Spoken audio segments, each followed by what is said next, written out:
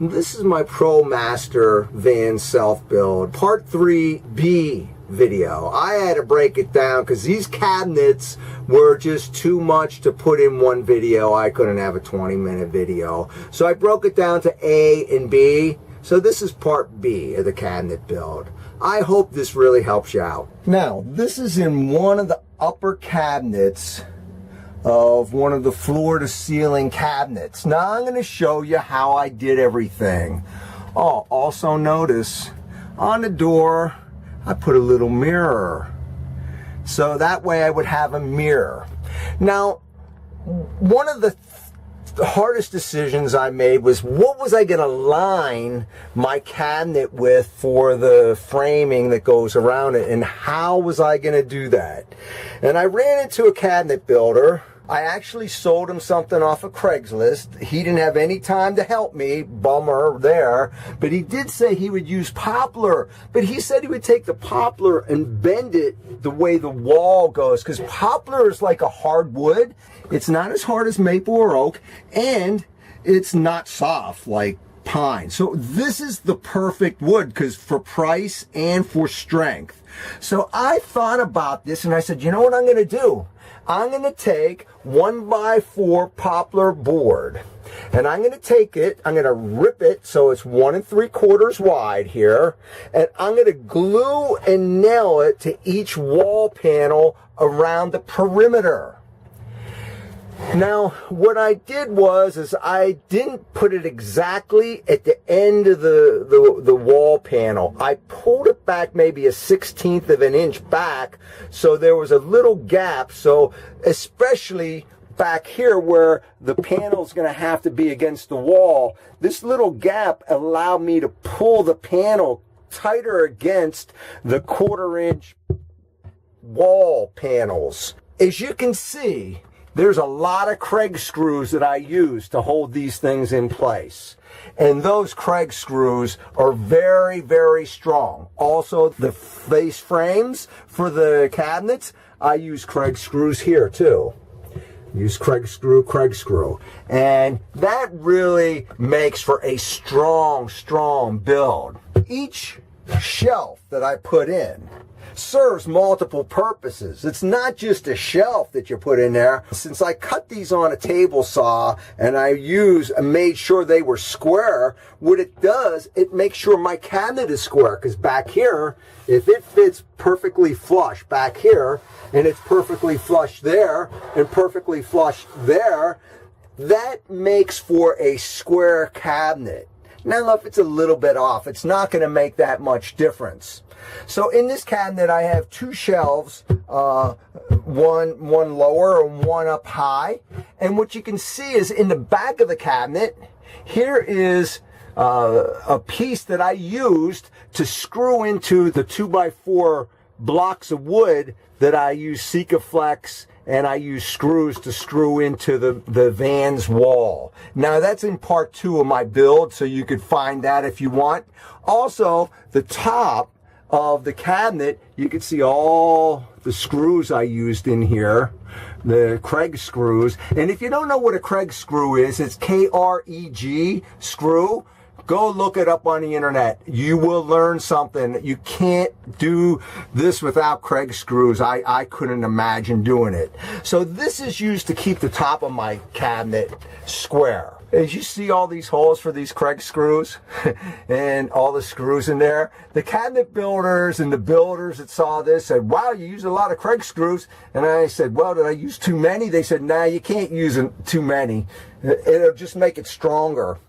Now, if you go back to part 2 of my build, you'll go and see that there's a rail that goes on the van wall. It's a metal rail that goes, it's horizontal and goes front to back.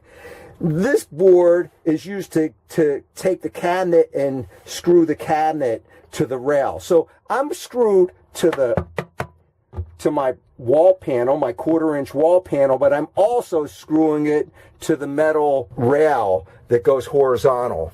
There's actually 4 places where my cabinets get screwed to the van. One right here, one up there, because that's going to the blocks.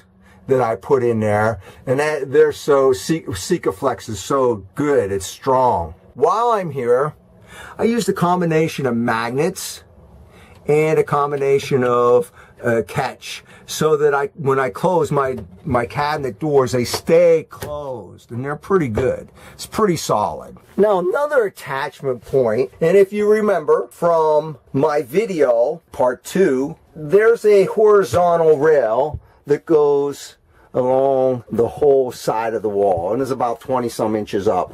So here's another place where I made sure I attached the cabinet into the van wall. As you can see, in the back, I have poplar going from about the middle of the cabinet all the way up, and it's in 2 pieces. The reason I did 2 pieces is because you couldn't cut this stuff to match one full piece from top to bottom, because the wall is not straight. It's so curved that you had to do it in pieces, and you might even have to do it in 3 pieces in your van, and that's okay. When you cut this poplar back here, you use the wall panel as the template for it, okay?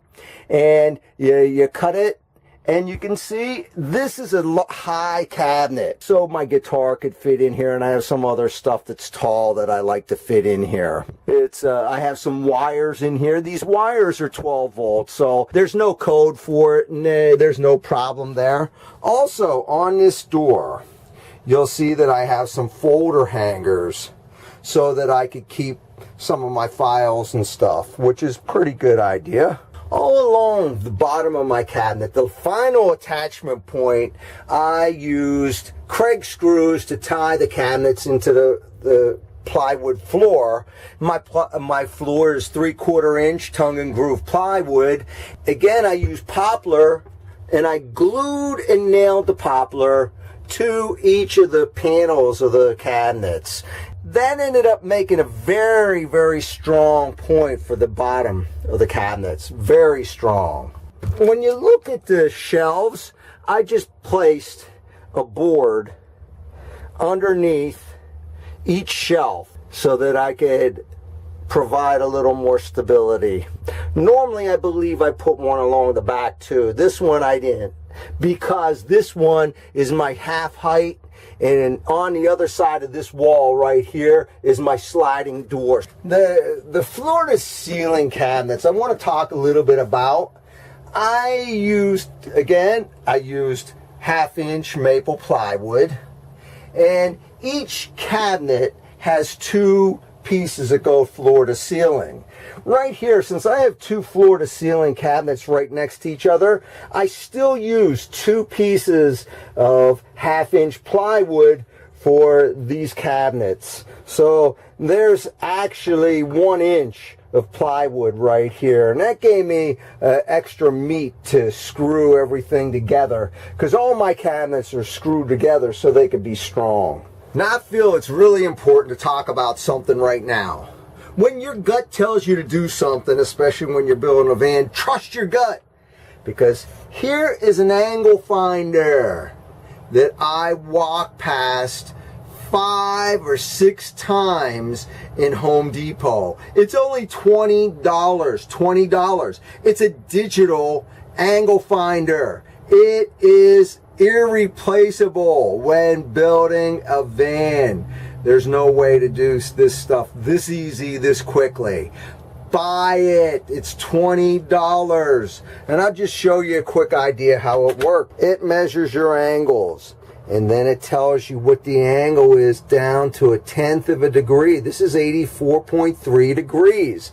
How could you beat this? Trust me, when I say it's accurate, trust me, it's accurate. Buy it. Looking at my cabinets from the back to the front, you can see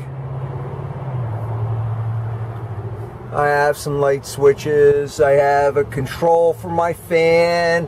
I have a place to hang my TV. My TV is normally stowed and kept in the front, but I have the same thing, and I have a 12-volt outlet because my TV is a 12-volt TV. And you can see that I have a couple things that I built into the sides of the cabinets. Here's the angle finder in use. And this is how I cut these cabinets out to get the angle correct. And once you take this down, you'll see this angle is 145.7 degrees. It does it down to 1/10 of a degree. That is pretty accurate. Now this is one of the first cabinets I built. It's an overhead cabinet, and you can see I have cabinet doors that I use 2 hydraulic struts to hold them up. Otherwise I'd have to be standing here holding this thing up, which would drive me insane. The end caps are really tricky on these cabinets, because what I did was I used a router to route out a slot where each piece of wood would fit in. Now this is all 1/2 inch maple plywood, as well as this is a 1/2 inch maple plywood. So the slots cut in about 1/4 inch deep. They have the face frames that I have on my other cabinets. Notice about 1.75 inches wide. It's 1x, and it was 1x4 that was ripped in half, so it's about 1.75 inches. I made this a little wider because this is where both of my doors come down, so that's around 2 inches. Everywhere where there is a little gap, where there's a joint, these joints are all cut and they are angled. I use that little angle finder that I mentioned to make the angle perfect so that they would touch and they would make a really good, they would meet really well. And then these were cut and they're glued and nailed in place to add a little more rigidity to the cabinet so it'll stay together. Over here, these are glued and they're nailed in place, and they're also that when you route out, you almost have to pound them in place and use a rubber mallet to get them so they could fit in there. So it's a tight mechanical fit, and then you glue it and then you nail it. I recommend for these 60-inch cabinets that you have somebody, if you ever do any this long, you have somebody to help you do it, because it's just too big, and it'll keep falling apart on you, and it's just painful. So also here, the little blocks I have that I put in place before I put my wall panels up, I put a screw into each one of them. Underneath the cabinet is 5/4 pine by 4 that I ripped and I put in place so that a cabinet would have something to rest on. These screws are all going into the horizontal rails that are in the van. Basically, this cabinet's in here pretty well. I have rivet nuts, and there's 3 of them in the top of the cabinet, and these rivet nuts go right into the ribs that go across the top of the van. I don't know if I really needed them, but I thought for this big of a cabinet it might be a good idea to have them. Again, to get the face frames on, I use Craig screws. And this cabinet was not built in the van. The floor to ceiling cabinets and the other cabinets are all built in place. But this is not built in the van. It's built on a workbench or something and then brought in and screwed in place. Hopefully this will help you out. This is the first cabinet I built. It was scary. Now this overhead cabinet was the last cabinet I actually built, and I did this one all by myself. The basic cabinet build only took about 4 or 5 hours. I was pretty decent with the table saw and everything by the time I got to this cabinet and the router and everything I had to use to make it right. So it only took about 4 hours, and then I had to stain it and stuff and poly it, so that took a little time.